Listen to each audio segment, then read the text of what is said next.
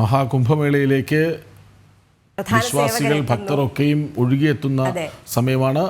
പ്രധാനമന്ത്രിയും ഇന്നവിടെ എത്തുകയാണ്. നരേന്ദ്രമോദി ഇന്ന് പ്രയാഗ്രാജിലെത്തും. UP മുഖ്യമന്ത്രി യോഗി ആദിത്യനാഥിൻ്റെ നേതൃത്വത്തിലുള്ള സംഘം പ്രധാനമന്ത്രിയെ സ്വീകരിക്കും. 11 മണിയോടെ പ്രധാനമന്ത്രി ത്രിവേണി സംഗമത്തിൽ പുണ്യസ്നാനം ചെയ്യും. വിവരങ്ങളുമായി നന്ദഗോപൻ ഒപ്പം ചേരുന്നു. നന്ദഗോപൻ, മഹാകുംഭമേളയിൽ പ്രധാന സേവകൻ എത്തുന്നു എന്നത് ഏവരും ആകാംക്ഷയോടെ കാണാൻ കാത്തിരിക്കുന്ന ഒരു നിമിഷമാണ് ആ പുണ്യസ്നാനം. വിവരങ്ങൾ. കൃഷ്ണരാജ്, പ്രയാഗ്രാജിലെ ഇതിനോടകം തന്നെ സുരക്ഷ കർശനമാക്കിയിട്ടുണ്ട്. രാവിലെ 11 മണിയോടുകൂടി ത്രിവേണി സംഗമത്തിലേക്ക് പ്രധാനമന്ത്രി മുഖ്യമന്ത്രി യോഗി ആദിത്യനാഥിനൊപ്പം ആയിരിക്കും എത്തുക. അവിടെ പ്രത്യേക ആരതി പൂജകളിലൊക്കെ തന്നെ പങ്കാളിയായതിനു ശേഷം ഈ പ്രയാഗ്രാജിലെ കുംഭമേളയുടെ പ്രധാന ചടങ്ങായ ത്രിവേണി സംഗമം സ്ഥാനത്ത് സ്നാനം നടത്തുക, അതായത് ഗംഗ, യമുന, സരസ്വതി എന്നീ നദികളുടെ സംഗമ സ്ഥാനത്ത് സ്നാനം നടത്തുക എന്നുള്ള ചടങ്ങിലും പ്രധാനമന്ത്രി പങ്കെടുക്കും. രാവിലെ 11 മണിക്കാണ് അദ്ദേഹം പ്രത്യേക വിമാനത്താവളത്തിൽ പ്രയാഗ്രാജിലെത്തും. അവിടെയായിരിക്കും യോഗി ആദിത്യനാഥ് അദ്ദേഹത്തെ സ്വീകരിക്കുക. 10-ാം തീയതി കൂടിയായിരിക്കും രാഷ്ട്രപതി ദ്രൗപദി മുർമു മഹാകുംഭ നഗരിയിൽ എത്തുക. അതേപോലെ തന്നെ ഇതിനോടകം തന്നെ ഉപരാഷ്ട്രപതി ജഗദീപ് ധൻഖർ മഹാകുംഭമേളയിൽ പങ്കാളിയായിട്ടുണ്ട്. അതേപോലെ തന്നെ കേന്ദ്രമന്ത്രിസഭയിലെ ഒട്ടുമിക്ക അംഗങ്ങളും ഇതിനോടകം പ്രയാഗ്രാജിലെ കുംഭനഗരിയിലെത്തി. കേന്ദ്ര ആഭ്യന്തരമന്ത്രി അമിത്ഷാ, പ്രതിരോധ മന്ത്രി രാജ്നാഥ് സിംഗ് അടക്കമുള്ള പ്രമുഖർ ഇതിനോടകം മഹാകുംഭനഗരിയിലെത്തി സ്നാനം നടത്തിയിരുന്നു.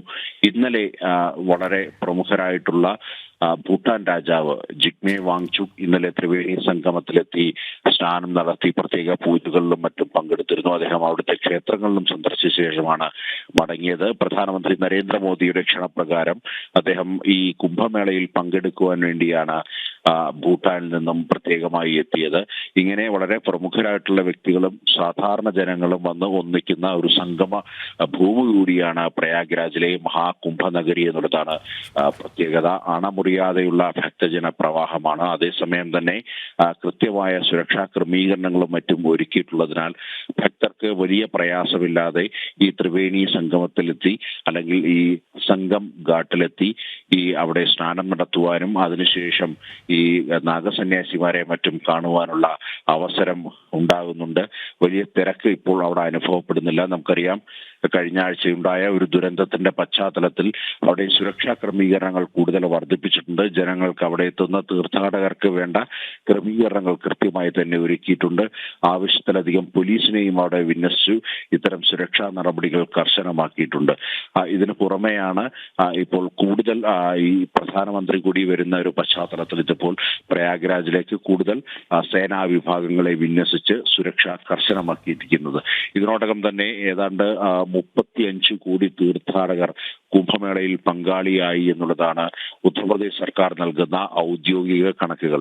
അതായത് പ്രധാനപ്പെട്ട 3 അമൃത സ്നാൻ ദിവസമടക്കം 35 കോടി ജനങ്ങളാണ് ഇതുവരെ കുംഭനഗരി സന്ദർശിച്ച് മടങ്ങിയിരിക്കുന്നത്.